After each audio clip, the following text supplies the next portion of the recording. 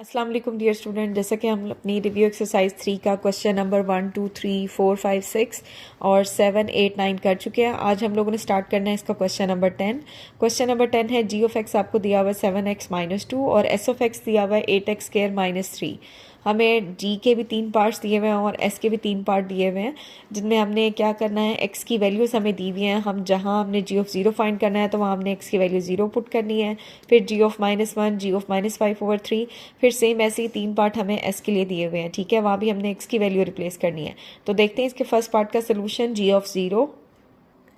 Of 0 का मतलब यह है कि आपने जी ऑफ एक्स वाले एक्सप्रेशन में एक्स की वैल्यू को 0 रिप्लेस करना है। अगर हम यहाँ एक्स की वैल्यू 0 रिप्लेस करते हैं तो हमें पता है कोई भी नंबर अगर हमारा 0 से मल्टीप्लाई हो तो आंसर में हमारे पास 0 ही आता है। ठीक है, तो 0 - 2 आपके पास आंसर आ जाएगा -2। तो जी ऑफ 0 का आंसर है हमारे पास -2।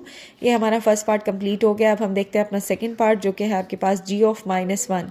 जी ऑफ -1 का मतलब यह है कि यहाँ हमने एक्स की वैल्यू रिप्लेस करनी है -1। तो हम एक्स की वैल्यू -1 रिप्लेस करेंगे, 7 मल्टीप्लाई होगा -1 से, तो हमारे पास आएगा -7 -2। एक्स आपके पास 7 के पास भी माइनस साइन है और 2 के पास भी माइनस साइन है, दोनों के साइन सेम है, तो हम इन्हें करेंगे ऐड। आपके पास आंसर आएगा -9। तो जी ऑफ -1 = -9। अब है हमारे पास third part, G of -5/3। Mean हमने एक्स की वैल्यू रिप्लेस करनी है -5/3। तो हम जी ऑफ एक्स में एक्स की वैल्यू रिप्लेस करते हैं -5/3। तो आपके पास 7 ब्रैकेट -5/3 - 2। 7 हमारा मल्टीप्लाई होगा 5 से, 3 किसी से भी मल्टीप्लाई नहीं होगा क्योंकि 7 के डिनोमिनेटर में कुछ भी नहीं है। तो 7 × 5 आपके पास आएगा 35 -35/3 - 2। अब आपके पास 2 के नीचे कुछ नहीं था तो मैंने यहाँ पे 1 लिखा है। अब हम लेंगे एलसीएम 3 और 1 का। 3 और 1 का एलसीएम हमारे पास आता है 3। अब आप देखें एलसीएम और डिनोमिनेटर हमारे दोनों सेम है। अगर वो दोनों सेम हो तो न्यूमरेटर आपके पास एज इट इज़ आता है -35। अब यहाँ आपके पास 1 है, 1 को हम किससे मल्टीप्लाई करें कि हमें 3 मिले, तो 3 से। तो 3 आपका मल्टीप्लाई होगा उसके न्यूमरेटर से 2 से, तो आपके पास आएगा -6। अब 35 के साथ भी यहाँ पे माइनस साइन है और 6 के साथ भी यहाँ पे माइनस साइन है, तो हम इन दोनों को करेंगे ऐड। आपके पास आंसर आएगा -41/3। तो जी ऑफ -5/3 आपके पास इक्वल है -41/3। तो हमारे 3 पार्ट जी ऑफ एक्स के कंप्लीट हो गए हैं। अब हमारे पास है फोर्थ पार्ट, जिसमें हमने फाइंड करना है S of 1। S of 1 find करने के लिए हमें पता है कि एस ऑफ एक्स हमें दिया हुआ है 8x² - 3। यहाँ हम रिप्लेस करेंगे एक्स की वैल्यू को 1। जब आप एक्स की जगह 1 पुट करेंगे तो यहाँ हमने लेना है 1 का स्क्वायर, और 1 का स्क्वायर आपके पास क्या होता है, 1 ही होता है। ठीक है, तो ये 8 मल्टीप्लाई होगा आपका 1 से, तो आपके पास आएगा 8 - 3। अब 8 के पास हमारे पास प्लस साइन है और 3 के पास माइनस साइन है, तो दोनों के साइन डिफरेंट है। हम करेंगे सब्ट्रैक्शन, तो आपके पास आंसर आता है 5। तो एस ऑफ 1 = 5। ये हमारा फोर्थ पार्ट कंप्लीट हो गया। अब हम करेंगे अपना फिफ्थ पार्ट, जो कि है S of -9। S of x = this. हमने फाइंड करना है एस ऑफ -9। एक्स की वैल्यू आपके पास -9, हमने एक्स की जगह -9 रिप्लेस किया, तो -9 का हम लेंगे स्केयर। माइनस का स्केयर हमारे पास क्या होता है, प्लस होता है, और 9 का स्केयर आपके पास आ जाएगा 81। 81 - 3। अब 8 हमारा मल्टीप्लाई होगा 81 से, तो आपके पास आएगा 648 - 3।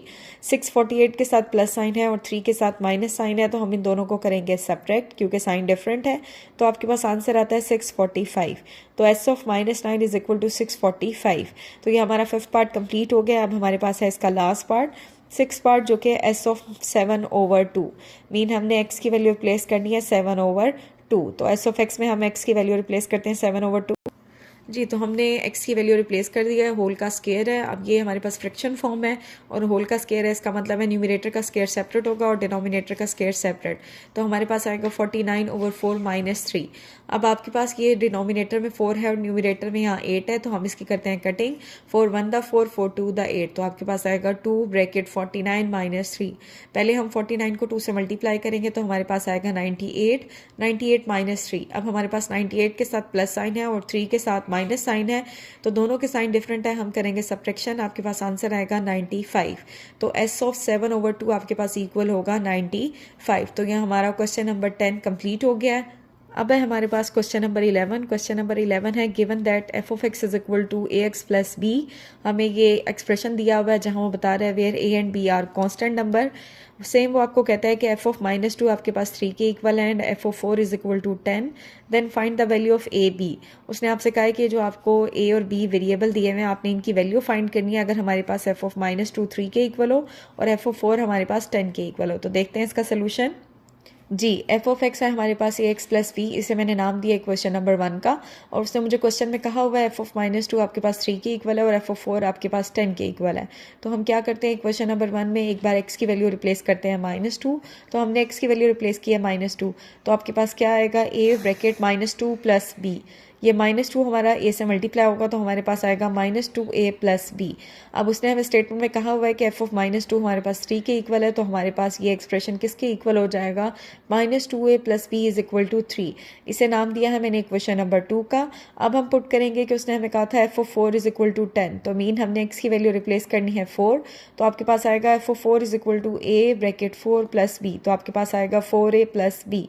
ठीक है, उसने हमें अगेन क्वेश्चन में कहा हुआ था कि एफ ऑफ 4 हमारे पास 10 के इक्वल है, तो ये एक्सप्रेशन हमारे पास आएगा 4a plus b is equal to 10। इसे नेम दिया है मैंने इक्वेशन नंबर 3। अब हमने इक्वेशन नंबर 2 और 3 को सॉल्व करके ए और बी की वैल्यू फाइंड आउट करनी है। अगर आप नोट करें यहाँ भी हमारे पास सिंगल बी है और यहाँ भी हमारे पास सिंगल बी है और दोनों जगह बी के साथ साइन प्लस है, तो हम क्या करते हैं इक्वेशन नंबर 2 और 3 को हम करते हैं सब्ट्रैक्ट, ताकि हमारा बी से कैंसिल होकर ए की वैल्यू आ जाए। तो हमने किया है subtract equation number 2 from equation number 3। Equation number 2 को हमने इक्वेशन नंबर 3 में से माइनस करती है। देखते हैं इसका सोल्यूशन। जी, तो हमने इक्वेशन नंबर 3 ऊपर लिखी है और इक्वेशन नंबर 2 नीचे लिखी है। फ्रॉम का वर्ड जिस इक्वेशन के साथ होता है वो इक्वेशन हमारी ऊपर आती है और सब्ट्रैक्ट का वर्ड जिस इक्वेशन के साथ होता है वो इक्वेशन हमारी नीचे आती है। और जब हम इक्वेशंस को सब्ट्रैक्ट करते हैं तो हम इनके साइन चेंज करते हैं, जो आपकी सेकेंड इक्वेशन होती है। देखिए यहाँ 2a के साथ माइनस है तो अब चेंज होकर प्लस आ जाएगा, यहाँ b के साथ प्लस है चेंज होकर माइनस आएगा, यहाँ 3 के साथ कोई साइन नहीं है तो इट मीन यहाँ प्लस साइन है और चेंज होकर आपके पास आएगा माइनस साइन। अब आप देखें कि हम जब सब्ट्रैक्शन करेंगे तो यहाँ 4a के साथ प्लस है और जो नीचे वाली एक्सप्रेशन जो टर्म है उसके साथ भी चेंज होकर प्लस साइन आया, तो इट मीन ये दोनों ऐड होंगे और ऐड होकर हमारे पास आंसर आएगा 6a। अब आप देखिए ऊपर वाले b के साथ हमारे पास प्लस साइन है और नीचे वाले b के साथ जो साइन चेंज हुआ है वो है माइनस, तो ये दोनों एक दूसरे से हो जाएंगे कैंसिल, तो b हमारा यहाँ पे हो जाएगा ख़त्म। अब 10 के साथ हमारे पास यहाँ प्लस है और 3 के साथ जो नया साइन है वो है माइनस, तो दोनों के साइन डिफरेंट है। हम करेंगे सब्ट्रैक्शन तो आपके पास आंसर आएगा 7। बड़ी वैल्यू के साथ प्लस साइन है इसलिए आंसर के साथ भी प्लस आएगा। अब है हमारे पास 6a इज इक्वल टू 7। हमने a वेरिएबल की वैल्यू फाइंड करनी है और हमारे पास 6 एक्स्ट्रा है जो कि उससे मल्टीप्लाई हो रहा है, तो राइट साइड पे जाके 6 क्या होगा डिवाइड, तो a इज इक्वल टू आ जाएगा 7/6। अब हमने a की वैल्यू फाइंड कर ली है, इस a की वैल्यू को हम किसी भी इक्वेशन में पुट करके b की वैल्यू फाइंड आउट कर सकते हैं। मैंने पुट की है वैल्यू इक्वेशन नंबर 2 में, तो हमारे पास आएगा -2 bracket 7/6 plus b is equal to 3।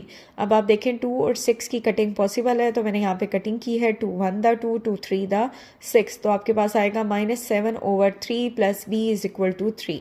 हमने वेरिएबल b की वैल्यू फाइंड करनी है, हमारे पास -7/3 यहाँ एक्स्ट्रा है, इसको उठाकर ले जाते हैं हम राइट साइड पे, तो आपके पास आ जाएगा +7/3। अब इस 3 के नीचे हमारे पास कुछ नहीं था तो इट मीन यहाँ 1 होगा। अब हम लेंगे 1 और 3 का एलसीएम। 1 और 3 का एलसीएम आपके पास आएगा 3। हमारे पास यहाँ डिनोमिनेटर में 1 है और एलसीएम 3 है, तो 1 को हम किससे मल्टीप्लाई करें कि हमें 3 मिले, तो हम 3 को मल्टीप्लाई करेंगे 3 से, तो आपके पास आएगा 9।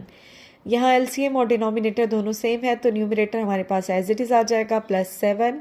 अब 9 के साथ भी प्लस है और 7 के साथ भी प्लस है, तो दोनों को हम करेंगे ऐड, आपके पास आंसर आएगा 16/3। तो b इज इक्वल टू है हमारे पास 16/3। तो ये हमारा क्वेश्चन नंबर 11 कंप्लीट हो गया। अब हम देखते हैं अपना क्वेश्चन नंबर 12। अब है हमारे पास question number 12। Consider the function defined by k of x is equal to 7x - 5।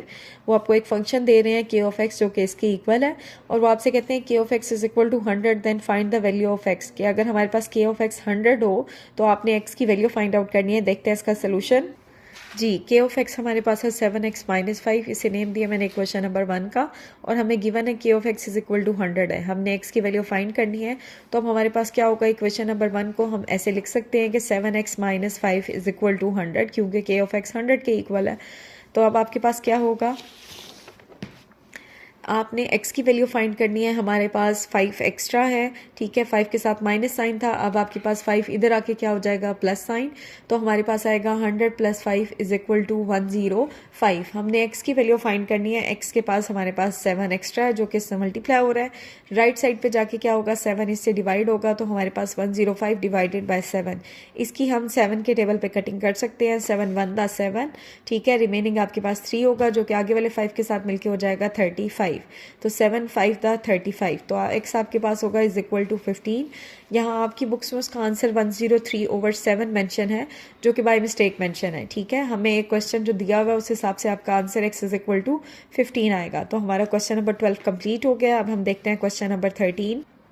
Question number 13 है, consider the function g of x = this where m and n are constant number। Question number 11 और 13 आपके almost same है। यहाँ भी हमें एक function दिया हुआ है g of x = mx² + n। यहाँ भी हमने m और n की वैल्यू फाइंड आउट करनी है। हमें गिवन क्या है, हमें गिवन है g of x हमारे पास, g of 4 हमारे पास 20 के इक्वल है और g of 0 हमारे पास 5 के इक्वल है। तो हमने m और n की वैल्यू फाइंड आउट करनी है। देखते हैं इसका सोल्यूशन। g of x हमें दिया हुआ है mx² + n, इसे हमने नेम दिया इक्वेशन नंबर 1 का। और g of 4 हमें गिवन है = 20 और g of 0 हमें गिवन है = 5। हमने m और n की वैल्यू फाइंड आउट करनी है। तो सबसे पहले हम इक्वेशन नंबर 1 में x की वैल्यू रिप्लेस करते हैं 4। आप x की वैल्यू 4 रिप्लेस करेंगे तो m ब्रैकेट 4 का स्क्वायर प्लस n आपके पास आएगा 16m + n। हमें g of 4 = 20 दिया हुआ है, तो आपके पास क्या होगा, 16m + n = 20। इसे हम नेम देंगे इक्वेशन नंबर 2 का। अब सेकंड है हमारे पास g of 0 = 5। तो हम अगेन इक्वेशन नंबर 1 में x की वैल्यू 0 रिप्लेस करते हैं। तो g of 0 = m 0 का स्क्वायर प्लस n। 0 का स्क्वायर आपके पास 0 ही होता है और 0 अगर किसी भी नंबर से मल्टीप्लाई हो तो आंसर में 0 ही आता है, ठीक है। तो हमारे पास क्या आएगा, 0 + n, ठीक है। 0 + n आपके पास आ जाएगा n। तो हमारे पास g of 0 = n है और हमें पता है g of 0 किसके इक्वल उसने बताया था, 5। तो आपके पास क्या आएगा, n = 5। तो हमारे पास यहाँ वेरिएबल n की तो डायरेक्ट वैल्यू निकल आई है। अब हमारे पास रह गया वेरिएबल m। तो हम क्या करते हैं, इस n वेरिएबल की वैल्यू को पुट करते हैं इक्वेशन नंबर 2 में और हम वैल्यू फाइंड करेंगे m की। जी, इस इक्वेशन के अंदर हमने n की वैल्यू को 5 रिप्लेस कर दिया है। तो 16m + 5 = 20। हमने m की वैल्यू फाइंड करनी है। हमारे पास +5 एक्स्ट्रा है जो कि उधर जाके क्या हो जाएगा, -5। 20 - 5 हमारे पास आएगा 15। हमने m की वैल्यू फाइंड करनी है। ये 16 हमारे पास यहाँ एक्स्ट्रा है जो कि m से मल्टीप्लाई हो रहा है। राइट साइड पे जाके क्या होगा, डिवाइड। तो m = आएगा आपके पास 15/16। तो ये हमारा क्वेश्चन नंबर 13 कंप्लीट हो गया। Thank you so much, but don't forget to subscribe the channel for more videos.